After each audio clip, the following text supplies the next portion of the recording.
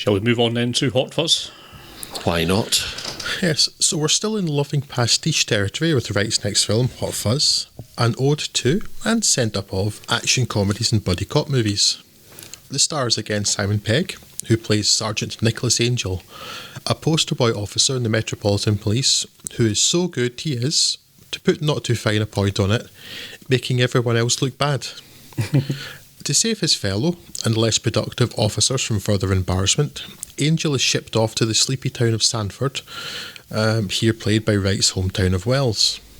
The by-the-book Angel is frustrated at the laissez-faire attitude the town's police service, which includes Paddy Considine, Olivia Colman and Jim Broadbent, takes to crime and punishment. However, as crime in this West Country backwater seems to be largely confined to shoplifting and underage drinking, perhaps it doesn't matter too much. And, after all, it's all for the greater good. The greater good. Broadbent's Inspector Butterman informs Nicholas that there hasn't been a recorded murder in the town for 20 years, and that it has one of the lowest crime rates in the country, despite the crusty jugglers. Crusty jugglers.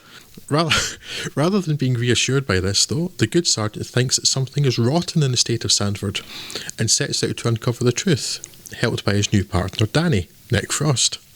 In a revelation that in no way at all parodies the small-mindedness and misplaced priorities of the villagers of Little England, it transpires that anyone who threatens to disrupt the town's idyllic nature, and more crucially, its chances of winning yet again the Village of the Year competition, is quietly disappeared for the greater good. The greater good. Fighting their willingness to believe that all of these murders are just accidents, even the one where Angel saw the victim stabbed in the throat with garden shears, our heroic sergeant finally manages to persuade his fellow officers to take action, inviting the wrath of the NWA, that's the Neighbourhood Watch Association, who all turn out to be packing heat. This sets the scene for a final third that, like Shaun of the Dead, pays off many seemingly innocent bits of dialogue from the film's first half, and also manages to have better and more inventive action than most of the films from which Hot Fuzz draws its inspiration, made even more effective by its insight into the differences between US and UK crime and policing and their typical on-screen portrayal. The heart of the film is Pegg and Frost, who by this point had honed their on-screen bromance that began in Spaced into perfection, and there's a substantial amount of joy to be had simply watching the two of them banter, and seeing Danny's naive idiocy and enthusiasm slowly wear down the tightly buttoned up Angel. Every part is well cast and well written, even the small roles, and everyone involved seems to get it, perhaps none more so than the delightfully villainous Timothy Dalton as the local supermarket manager. Supermarché. This is the best thing Timothy Dalton's ever bloody done. He's fantastic. Yes, though Billy Whitelaw, Paul Freeman, Bill Bailey and Ewar Woowar all stand out too. And there is even another layer of reference in much of that casting. It's full of visual gags and wonderful scene transitions and match cuts. Shaun of the Dead's editor Chris Dickens returns here, and it works both as a comedy and as an action film. It's not perfect. If there's a complaint, it's that it's a little too long, perhaps self-indulgently so. Maybe because Wright and Pegg, who co-wrote the script, were too attached to some of their ideas. Certainly it has more endings than is necessary, something I have seen one writer suggest may have been an allusion to the Return of the King, though I consider that a bit of a stretch. Only slightly, yeah. But there is a Revenge of the Sith reference, so it's not out of the bounds of possibility. After multiple viewings, though, it still remains extremely entertaining, and that's what counts. I have very little to say about this other than I think it's by a country mile, again, no pun intended, Edgar Wright's best film. And yes, I would refer back to what I said previously about his obvious affection for the ways of British life. In particular, it's just nice to see that NIMBY attitude being skewered here. Yes. But yeah, I think also it was I think the numerous references to sort of Hong Kong action movies and stuff. This is unlike Shaun of the Dead, where I'm not as familiar with the background material. I would suggest that I am. This is our turf, isn't it? Yeah, yes. much more familiar with a lot of the material that is being drawn on for inspiration here, and although I think this is clearly overall a better film than Shaun of the Dead, I think I also enjoyed it a great deal more because of a much firmer understanding of those references. But I still don't think... I still don't think I've ever felt more satisfied watching a film than I did with the retort to fascist of hag. And just, it never gets boring, the sight of little village retirees wielding Sten guns and stuff. It's just so over the top that anyway.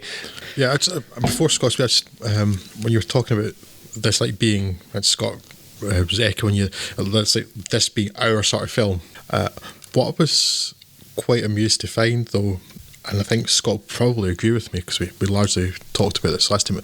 When we came to view Point Break again quite recently, we realised that Point Break is absolute garbage. Yeah, and but it's great. Point Break, it's garbage, but it's great. It's not. It's just garbage. But the scene in Hot Fuzz that directly takes up a scene from Point Break is actually considerably more affecting and meaningful in Hot Fuzz than it is in the film it comes from. Yeah. You're not wrong. Oh dear. I won't be adding much, to be honest. It is my favourite of his films, as you say already. I don't think I'll ever tire of it. I've seen it more than any of these other films, and every time I watch it, it dissolves me into fits of giggles, even with lines that I know are coming and I've heard many times before. Like, what does it look like? Well, it's a swan. Even break a man's arm. I almost forgot my other favourite part of this, which is I think the most effective part of any of it, and its send up of action tropes as well, is that leading into that final third, Drew, where he arrives on horseback in the town, and you get the scene of all the locals eyeballing him, and the slow dramatic sort of build up of music, and he dismounts his horse, spits out his matchstick, and you're expecting some sort of some smart arse one liner before the action kicks off, and you get morning. Which it fits with the whole kind of English Bobby thing, doesn't it? It does. I suppose you just said hello or something. I just think morning is the most quintessentially British thing ever. I say that about 3 times a day at the minute as we're walking through the village with the kids taking their little quarantine stroll. Every time you pass someone, morning. I think tomorrow I'll take a matchstick. I just love the payoffs in that final third too, like the bit when because they're talking about, like, there's more guns in the countryside than the city, and like everybody's got guns, even farmers' mums, and then it turns out there's like Kenneth Branagh's the farmer, his mum has a shotgun at the end of the film. I love stuff like that. It's not wrong either. Oh dear. Yeah, it's terrifically funny. I don't think I'll ever tire of it. It's incredibly well observed.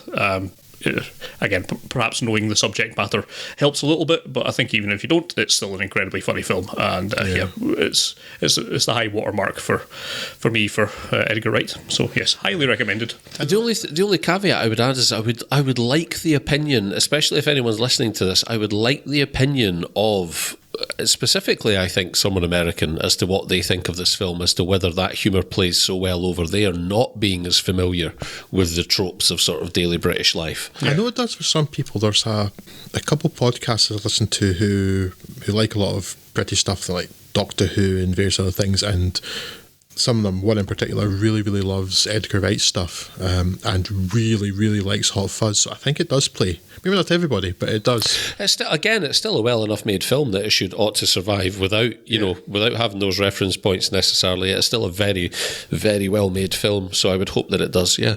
What I quite like too is that, particularly for the Cornetto trilogy, which was that was a retroactively applied thing by fans, but within that, there are little bits of reward for that work as jokes on their own if you've only seen the film in isolation, but actually kind of a reference to other films in it, particularly the fences that pop up again in The World's End.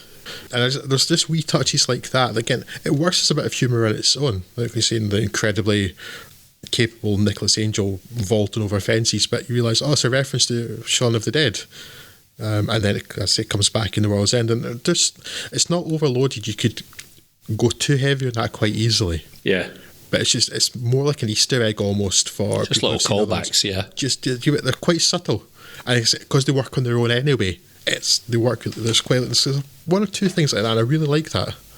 That you could really hammer too heavily on that and be too self-indulgent. Yeah. But they're not. And Hot Fuzz is just such a great film.